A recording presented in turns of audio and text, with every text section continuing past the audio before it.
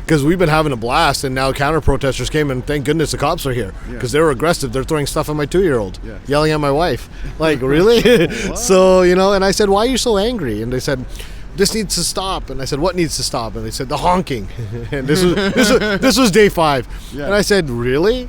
And they said, yeah. I said, imagine we did it for 2 years. This is Sunday evening, and I just ran into Bao. And you're about to leave town, you said? You've been here for a few days, you said? Yeah, I think we're probably kicking off tomorrow. I've been here since last Saturday with my wife and my little 2-year-old. I mean, we can kind of see your signs here. You said you had an interaction with the media, or they didn't want to talk to you or something? Yeah, like I said, I've been here for 10 days now, and been standing in front of Parliament. And they go up the stairs where we can't go and talk with the politicians, and then people they've brought up that they're deciding to interview. And I've been standing out there saying, you can ask me any question you want. You can interview me as long as you want. I don't, and they just ignore me and just walk straight. CBC, CTV, City News, all of them. Yeah. Day after day. They won't even talk to us. Ask me anything. Anything. Any question. I said, ask us why we're here. Ask me anything. They would not ask a question. And I'm here to do their job for them. Yeah. So what do you feel this protest is about? What does it mean to you? This protest is about freedom.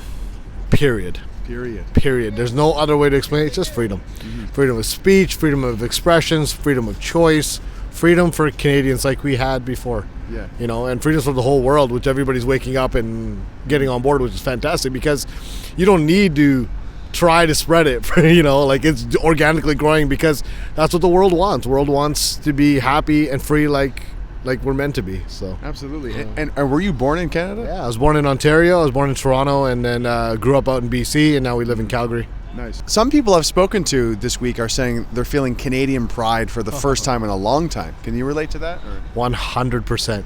You talk to everybody, that's the theme. Yeah. I mean, I've had a lot of friends that moved to Texas, moved to Florida.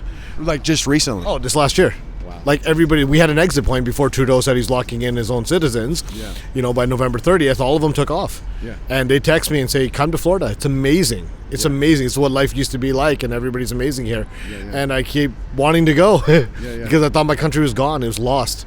It felt like it was slipping away, and there's no patriotism left. And I kept saying, where did our people go? Where did Canada go? Yeah. And then this week came along, and I've cried more this week than I have when I can remember. And there's nothing but hugs and love and so much unity. And really, it feels like what it feels like to be a Canadian. So proud, to be a Canadian, that this sparked something in the world, which is amazing. I'm glad we were the ones that sparked it. Yeah, and it turns out we're not alone, right? Because it's like the media, the social media algorithms try to make us feel like we're crazy and alone, and that's the problem. I mean, you get some people like complaining, but they're perpetuated by fear, and fear is a big thing. And once fear has been shoved down your throat by every angle for 2 years, what are you going to do? You're going to get scared. You're going to get scared of everything. You're going to get scared of us, thinking we're going to do some damage by taking away the mandates because you've been told that's what's going to keep you safe. Yeah. So I don't blame the people here that are upset, but trust me, for every person in Ottawa right now that's mad that we're here, just know there's about 40 or 50 of you that are happy we're here. I get cops every day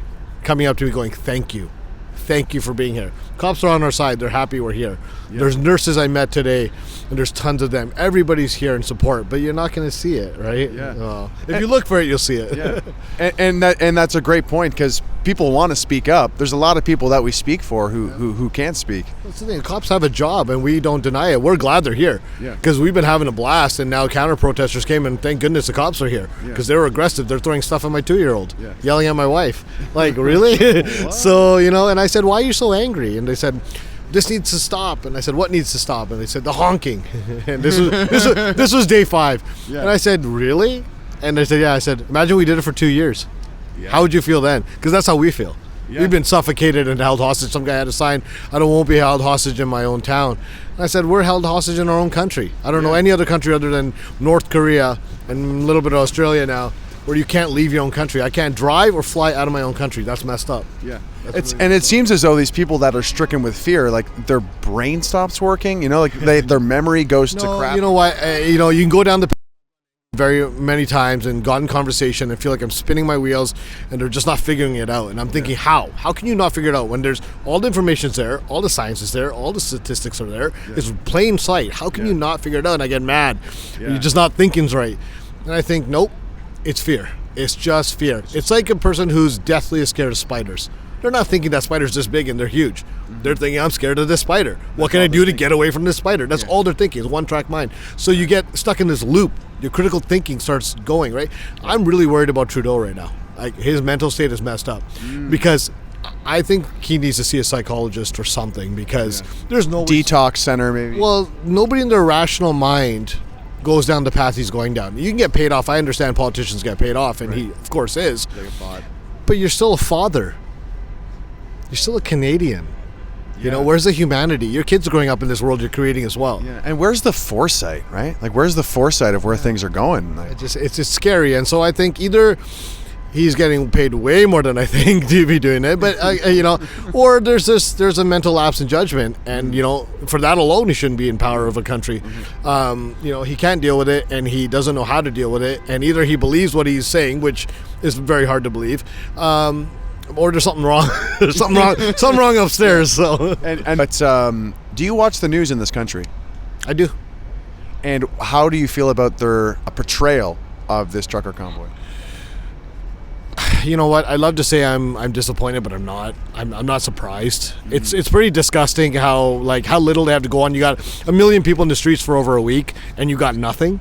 You're pulling at threads. You got Terry Fox has a flag on his back, and you know, and some guy that they paid to have a Confederate flag. Like, that's all you have. 1 million people here every day for this long, and nothing's happened. Talk to the cops. Every cop will tell you the same thing. Nothing going on. We're all peaceful. No problem. So it doesn't surprise you, though. It doesn't surprise me. I mean, Trudeau has a video of himself telling. There's a whole video about him saying how they're not lucky that the media is on their side. He's like, this isn't by accident. You know, we paid him $600 million. But they let us off the hook for a very good reason, because we paid them $600 million. Of course they're going to tell our story. Like, it's out there. That video's out there. Him saying it. It's not conspiracy theory. You know, you're gonna do. They're not going to lose their jobs. I talked to one guy who interviewed me. He used to work for CBC. He was a foreign correspondent, and he left from his morals. And now he's, you know, freelancing and trying to get paid for what he does best. But he couldn't take it, and he can't understand why more like him aren't leaving the media. But you can't blame them either. They got jobs. They got to feed families too, just like the rest of us, right? So it's hard for them. But morals, they got to come back, man. What do you think people can do watching? What do you think they can do to better support what's going on? What I can say is that just get the truth. Get the truth. Look for the information out there, because it's out there. All the real information is out there. And challenge yourself, whether you believe us and you're on our side or you're not. It doesn't really matter. Just challenge yourself to think outside the box. Challenge yourself to get information from both sides and then make a critical decision. I talked to a girl the other day wearing a mask. She was hiding in the back, a couple streets back, and she was scared to come up here. I said, come up, man. Nobody's going to judge you for wearing a mask. There's a lot of people wearing masks. That's good for them if they want to. And ask any question you want. Anybody will answer it. No one's here to spread any hate.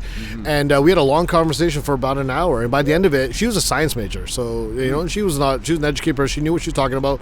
She didn't refute any of the things I was saying. She goes, yeah, you got a point on all that. And by the end of it, all she said was, I'm going to make a better effort to not just look at my sources of information, but look outside those for other information to deduce a narrative. And I said, that's all I ask.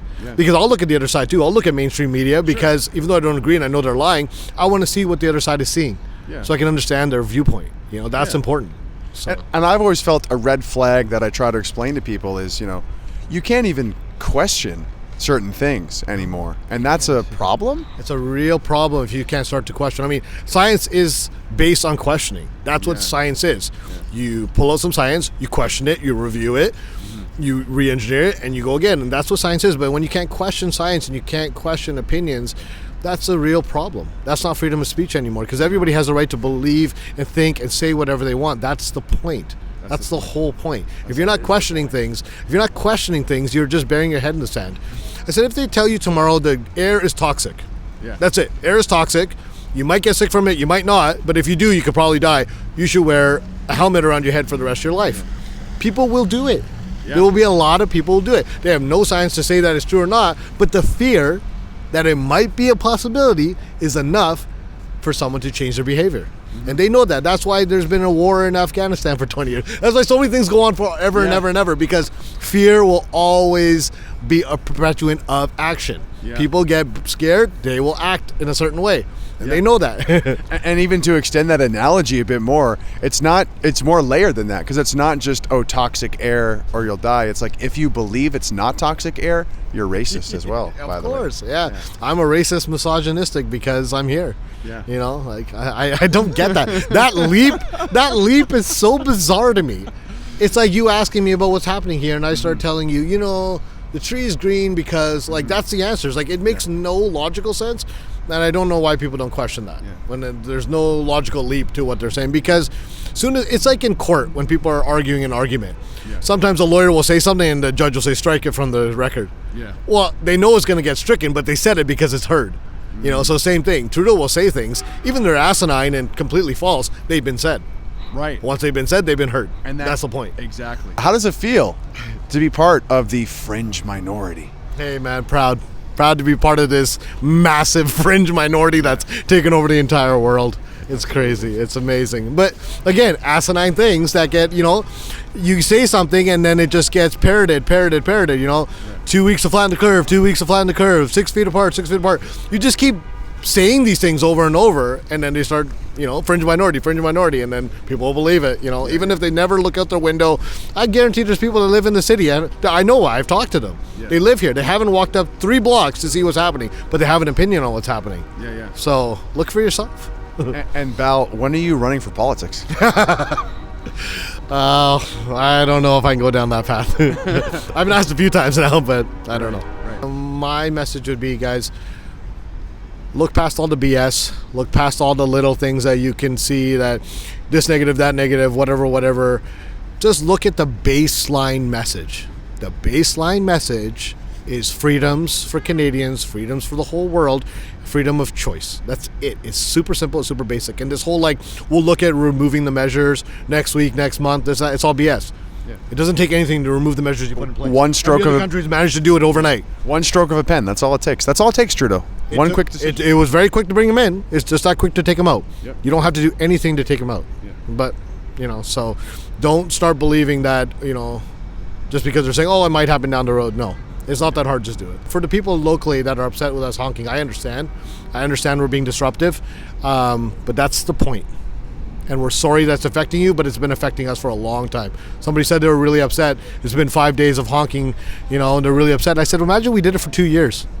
How would you feel then? You'd lose your mind, like we are, because it's going crazy. It's insane at this point. Mm-hmm. And we've been talking to our local MLAs. We've been talking to local politicians. It's not working. And so we have to make a stand and make a message that can be heard. And it's being heard all around the world except for up the hill, which doesn't make any sense. It's being heard. It's just not being acted on. Honk. Thanks for your time, man. Thank you so much. Cheers. Who is Justin Trudeau's daddy? Everybody knows Castro's his dad. Come on. Who doesn't know that yet?